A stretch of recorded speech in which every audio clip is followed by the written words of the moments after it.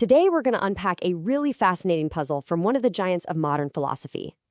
So get this. You have one brilliant mind, John Rawls, who comes up with two totally different sets of rules for what it means to be fair. One set for inside a country and a completely different one for the rest of the world. So what gives? Why the big switch? Let's get into it. First off, who is this guy? Well, John Rawls isn't some obscure philosopher you've never heard of. His work, especially his book, A Theory of Justice, basically hit the reset button on political philosophy. You know, he spent his entire life trying to tackle one of the biggest questions imaginable. What does a truly just society actually look like?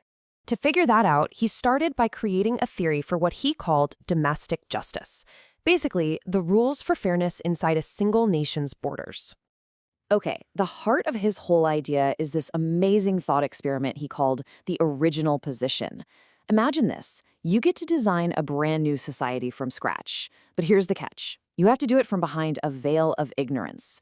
You have no idea who you're going to be in this new society. You don't know if you'll be rich or poor, what your talents are, your race, your gender, nothing. It's kind of like being asked to slice a cake, but you don't know which piece you're going to get. So how would you cut it? Well, you'd make darn sure every single slice was as fair as possible, right? Just in case you end up with the smallest one. And that really gets to the core of his first theory.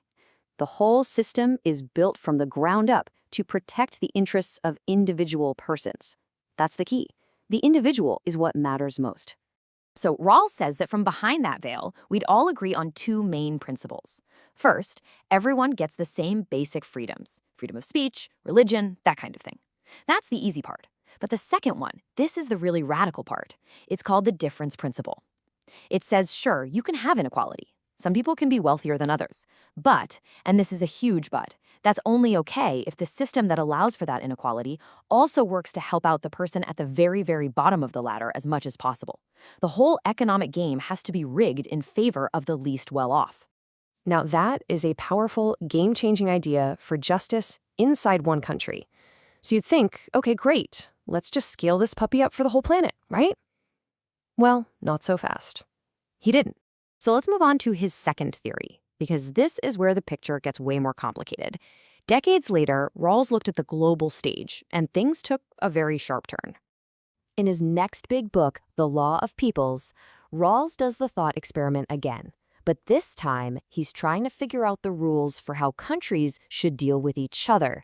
And in doing so, he makes one huge change. And boom, here it is. This is the switch.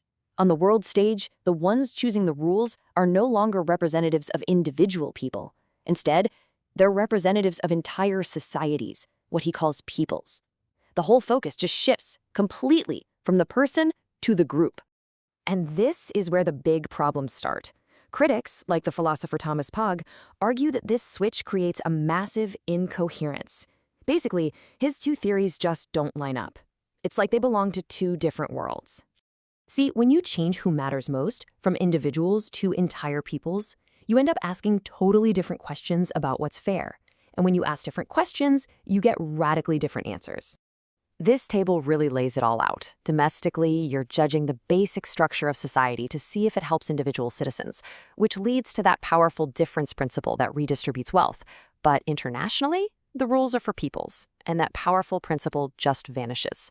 It's replaced by a much, much weaker idea called a duty of assistance, which is just a vague call to help out societies that are really struggling. And this brings us to the million-dollar question.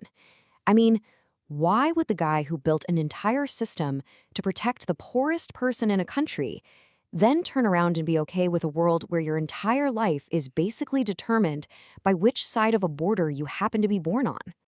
Well, Rawls had his reasons.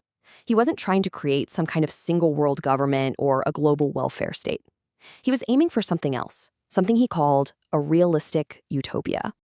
You see, his number one goal for the world wasn't economic equality. It was getting rid of the absolute worst things humans do to one another. We're talking about unjust war, oppression, slavery, the big evils. His focus was on creating a stable, peaceful world where different kinds of societies could coexist. And to get there, he argued, we have to be tolerant. So he kind of sorted the world's societies into a few different buckets. You've got liberal peoples, like the US or Canada. Then you have decent peoples, These societies aren't liberal, but they are well-ordered and they do respect basic human rights. Those two groups together form what he calls the Society of Peoples. Then, of course, you have outlaw states that are aggressive and burdened societies that just need a helping hand.